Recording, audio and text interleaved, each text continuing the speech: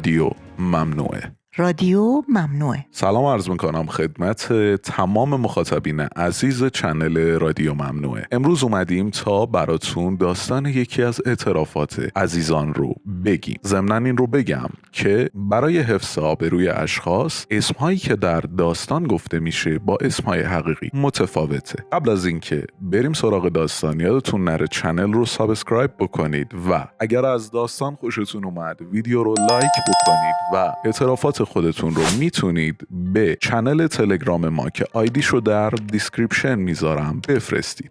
شهرام همیشه همسرش رو برای رابطه زناشویی در فشار میذاره. کار به جایی رسیده که نازی از اتاق خوابشون متنفر شده ولی هیچگاه به شوهرش نمیگه. ولی از راههای دیگر تلافی میکنه. آیا این زوج که همیشه در حال کیش و مات کردن همدیگه هستن میتونن به زندگیشون ادامه بدن؟ آیا این زندگی دوومی داره؟ نازی میگه چرا شوهر من صبر نمیکنه تا یک بار هم که شده من برای رابطه زناشویی پیش قدم بشم؟ شوهر من هیچ وقت در رخت خواب منو راحت نمیذاره. شاید فکر کنید بعد از 15 سال زندگی زناشویی تمایلات جنسیش خاموش شده باشه، اما اینطور نیست. اون هر روز از من رابطه زناشویی میخواد. بعضی اوقات از کار زیاد خسته میشم، توانم رو از بین برده، اما وقتی که به شهرام میگم امروز اصلا در موقعیتی نیستم که بتونم با تو رابطه زناشویی داشته باشم، اخم میکنه و منو اذیت میکنه تا راضی بشم. من نمیتونم به شوهرم نبگم، این خیلی ناراحتم میکنه. رفتارهای شهرام منو اذیت میکنه. چرا شهرام صبر نمیکنه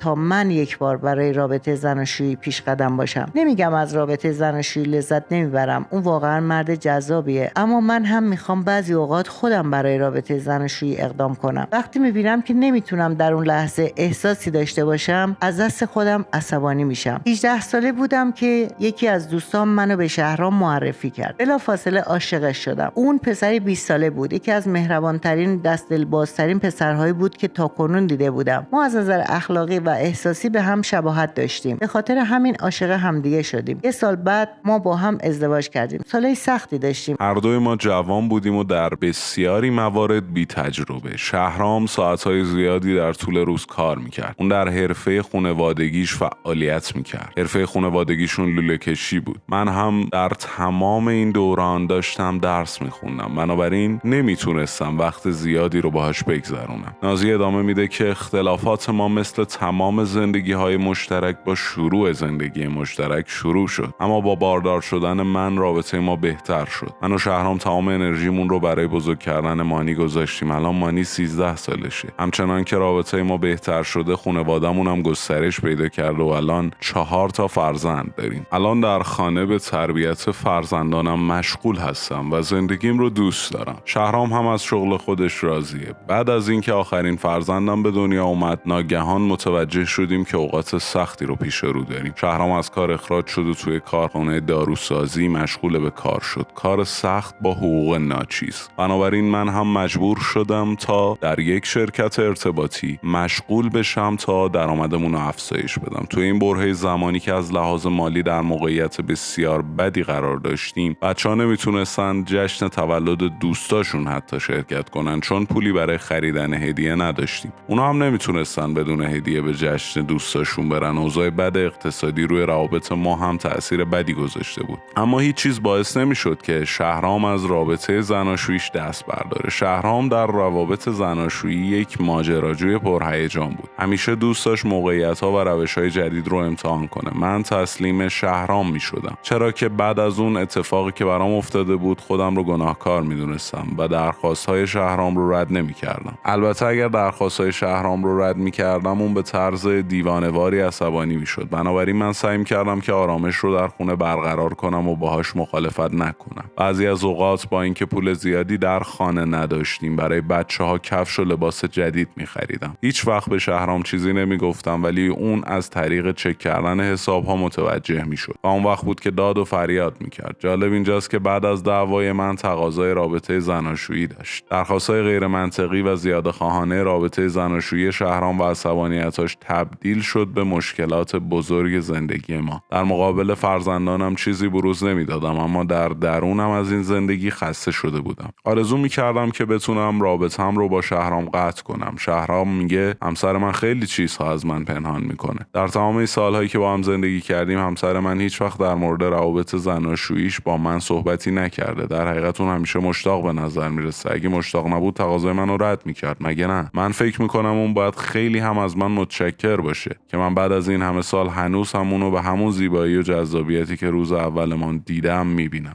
خب نازی رو سرزنش نمی‌کنم که احساساتش رو با یه مشاور در میون گذاشته، اما همسر من کارایی میکنه که همه رو از من پنهان میکنه. من از این رفتار اون دیوونه میشم. برای مثال صورت حساب و کارتای بانک رو از من پنهان میکنه. میخواد که من متوجه خرج کردنهای اون نشم. بعضی از اوقات برای بچه‌ها بی‌رویه خرج میکنه. در طول 5 سال گذشته پول زیادی صرف هزینه‌های بی‌مورد کرده. حتی یک بار از خواهرش قرض کرد تا یک صورت حسابو بپردازه، ولی هیچ وقت اون پولو به خواهرش برنگردوند. زمانی که من متوجه این موضوع شدم خیلی عصبانی شدم. نازی عادات بد دیگه‌ای هم داره. اون خیلی فراموشکاره. علاوه بر این هیچ محدودیتی برای بچه‌ها تعیین نمیکنه و منو هم از این کار منع میکنه. من همسرمو دوست دارم. همیشه شخصیت و رفتار اونو ستایش میکنم. اما جدای از روابط زناشوییمون من از زندگی زناشوییمون راضی نیستم. درسته که من از همون ابتدا در رابطه زناشوییمون پیش قدم بودم، اما بذارید توضیح بدم. من هیچ وقت نازی رو به این کار مجبور نکردم. درسته که میخواستم اون به تقاضای من جواب مثبت بده، اما اگر اون درخواست من رو رد میکرد برای من قابل قبول بود. درسته که من آدمی هستم که در رابطه زناشویی زیاده طلبم، اما دیو که نیستم. شهرام ادامه میده: زمانی که من و نازی ازدواج کردیم کارمند شرکت حقوقی پدرم بودم. 12 ساعت در روز کار میکردم و در کلاس‌های مدیریتی شرکت میکردم. میدونستم که ازدواج در این زمان برای ما کار آسونی نبود. نازی ناراحت بود که من زمان زیادی رو توی خونه نمیگذرونم،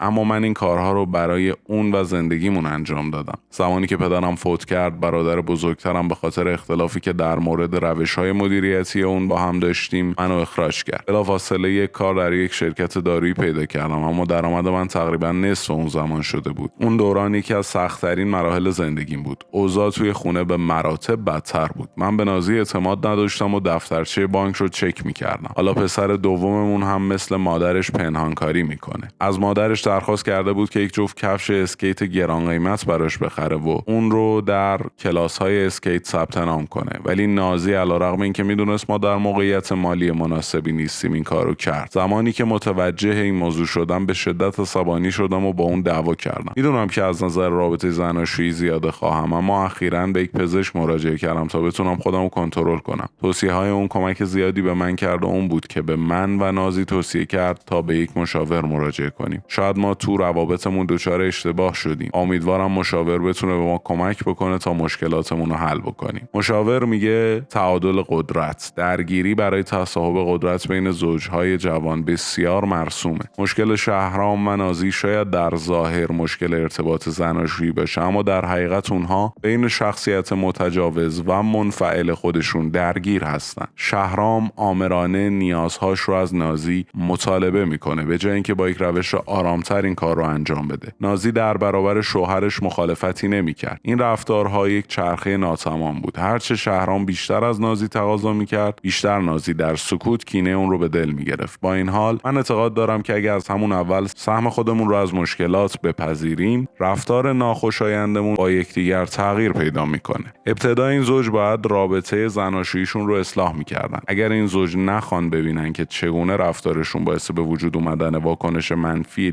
دیگری میشه، رابطهشون زودتر از درون پوسیده و خراب میشه. در قدم بعدی ما نقش خانواده دو طرف رو در شکلگیری شخصیت این دو نفر بررسی کردیم. شهرام فرزند یک خانواده بسیار موفق و سختگیر بود و شهرام با این ذهنیت رشد کرده که طبق انتظارات خانواده‌اش زندگی کنه و مسیر شغلی اونها رو دنبال کنه. برای اینکه ناامیدی شغلی خودش رو فراموش کنه، در خانه پرخاشگر و ستیزجو شده بود و حتی نمیدونست که در طلب رابطه زناشویی از همسرش بیش از حد متوقعه. بعد از اینکه شهرام این موضوع رو متوجه شد، بسیار شرمنده شد و قول داد که بیشتر به احساسات همسرش توجه کنه. نازی مانند پدرش فردی سربزیر و متواضع بود، اما مانند مادرش راههای نادرست بسیاری رو امتحان میکرد. در وهله اول نازی قبول نمیکرد که شخصیتی انفعالی داره، اما بعد از چند جلسه این واقعیت رو پذیرفت و متوجه شد که با خرج کردنهای بیهوده نباید شوهرش رو در فشار مالی میذاشت. نازی تصمیم گرفت که از این پس در روابط زناشویی خودش پیش قدم بشه. من به نازی گفتم تو فکر میکردی شهرام از تو فقط به عنوان همسری برای ارضای نیازهای جسمیش نگاه میکنه، در صورتی که تو هم همون رفتار رو با شهرام داشتی و اون رو به چشم بانک پولی نگاه میکردی. مشاور ادامه میده شهرام نیاز داشت که نیازهای جسمیشو کنترل کنه و مهارت‌های ارتباطیشو بهبود ببخشه، به جای اینکه نازی رو به خاطر خرج‌های پی در پی سرزنش کنه. سعی کنه که نازی رو تشویق کنه تا با همدیگه در مورد خرج کردن و برنامه‌ریزی مالی اقدام کنن. علیرغم درگیری شدیدی که این زوج با همدیگه داشتن، به اونها توصیه کردم که در مقابل فرزندانشون با همدیگه بحث و جدل نکنن. خیلی مهمه که پدر و مادر در مورد روش‌های تربیتی و آموزشی با یکدیگر موافق به نظر برسن. نازی سعی می‌کرد که از این به بعد شهرام رو در مورد کارهایی که بچه‌ها میکنن مطلع کنه. برای حل مشکل به شهرام پیشنهاد کردم که به پسرش توضیح بده که کلاس‌های اسکیت برای ما هزینه زیادی داره و اگر تو نخوای به طور مرتب سر کلاسات حاضر شی، در قبال هر جلسه‌ای که غیبت میکنی به ما ضرر میزنی. شهرام این توضیحات رو به پسرش داد و اون هم دیگه هیچ اصراری برای شرکت در کلاس‌های اسکیت نکرد. به تدریج اشتیاق رابطه زناشویی شهرام هم کاهش پیدا کرد و نازی هم از این موضوع آرامش بیشتری به دست آورده بود. بعد از چند ماه نازی در جلسه‌ای به من گفت تازگی‌ها به نیازهای شهرام جواب مثبت نمیدم مگر اینکه واقعا دلم بخواد و حوصله‌اش رو داشته باشم. این باعث شده رابطه زناشوییمون کمتر از قبل بشه و الان به جای رسیدیم که اغلب من در آغاز رابطه زناشویی پیش قدم میشم. علامت خوب دیگه این بود که نازی دست از خرج کردن‌های بیهوده برداشته بود و شهرام میگه هنوز هم من صورت حساب‌ها و شارژ ساختمون رو میپردازم، اما دیگه روی خرج و مخارج کنترلی ندارم و این واقعا اوضاع رو برای من و نازی آسان‌تر کرده. در نهایت نازی و شهرام دوباره احساس کردن که عاشق همدیگه شدن، انگار که تازه ازدواج کردن و خانواده تشکیل دادن. به اونها توصیه کردم که مرتب با یکدیگه بیرون برن و اکنون شهرام و نازی 2 بار در ماه با همدیگه بیرون میرن و این کار به بهبود رابطه‌شون کمک کرده. و این بود تغییرات بزرگی که یک مشاور در زندگی یک زوج گذاشت و داستانش رو برای رادیو ممنوعه روایت کرد. ازشون ممنونیم. تا داستان بعدی پرشور و همراه رادیو ممنوعه بمونید.